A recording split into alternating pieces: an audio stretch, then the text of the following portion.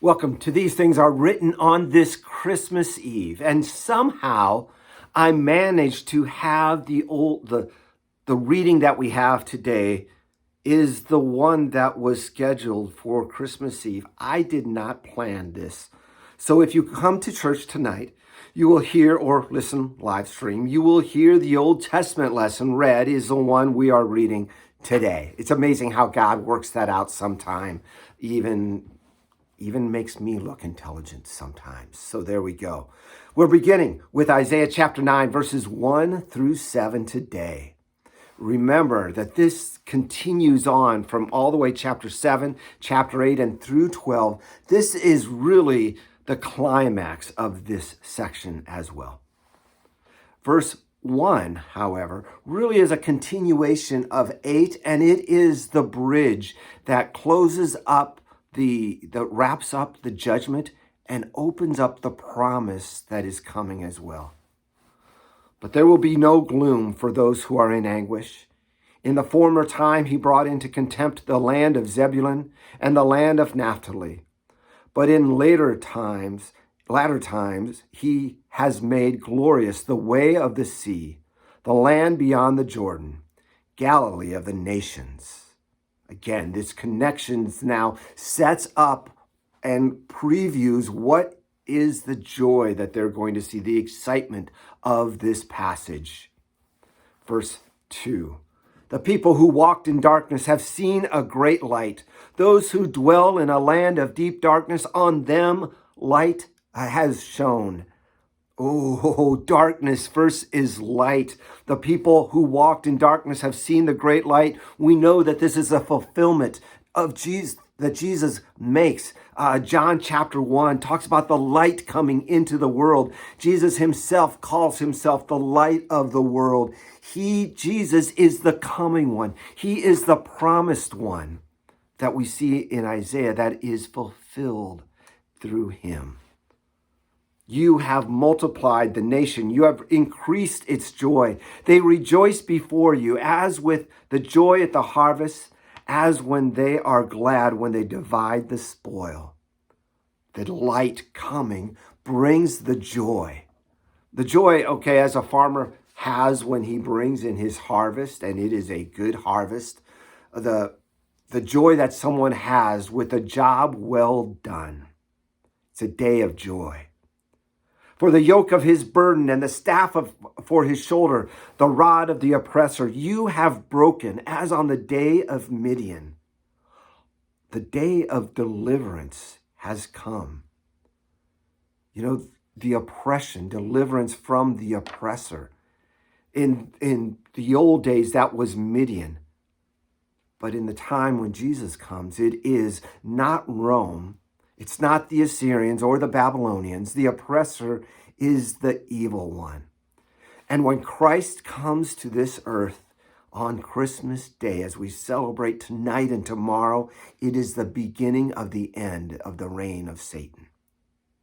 Continuing now with verse 5. For every boot of the trampling warrior in battle tumult and every garment rolled in blood will be burned as fire for the fuel for the fire. You see, he's bringing a day of peace as well. This day is a day of light, a day of joy, a day of deliverance, a day of peace. And if you look at what he's been prophesying before of what's going to happen to Israel, this is the opposite now. Verse 6, for unto us a child is born, to us a son is given, and the government shall be upon his shoulder.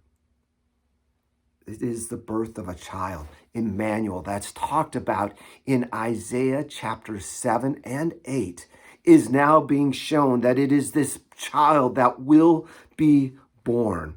The government upon his shoulder, that is the authority that is there. Not an earthly government, but the government over all the world.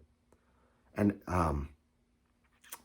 his name shall be called Wonderful Counselor, Mighty God, Everlasting Father, Prince of Peace. These names reflect his nature. the nature of the promised one, the nature as we now know it of Jesus Christ, and of the increase in the government, again, his reign, his dominion, and of peace there will be no end on the throne of David and over his kingdom, to establish it and to uphold it with justice and righteousness from this time forward and forevermore. This is the fulfillment of the promise that was made to David. When the Lord said, "You will not build me a house, I will build you a house. Your son will be like a son to me, and I will be his father, and he will sit on your throne forever." And now we see that this child that is prophesied is a fulfillment of what God said to David. It would take another 700 plus years, but that child, we now know more about who it would be and what he would bring. Now, how will he make this happen? It says the zeal of the Lord of hosts will do this. The zeal is his overwhelming desire for his people. A desire that would lead him to do whatever needed to be done because of his love, his steadfast love for his people Israel, his steadfast love for his creation, for all human beings. The Lord of hosts, the Lord of armies, of angel armies, will do this through a child that will be born, a child whose birth we celebrate this day. I wish you a very blessed Christmas. I hope you're able to celebrate with family and friends, and most importantly, that you're able to worship in your church tonight. But if not, remember, we are live streaming our services at 4 o'clock and also at 11 o'clock tonight, Christmas Eve.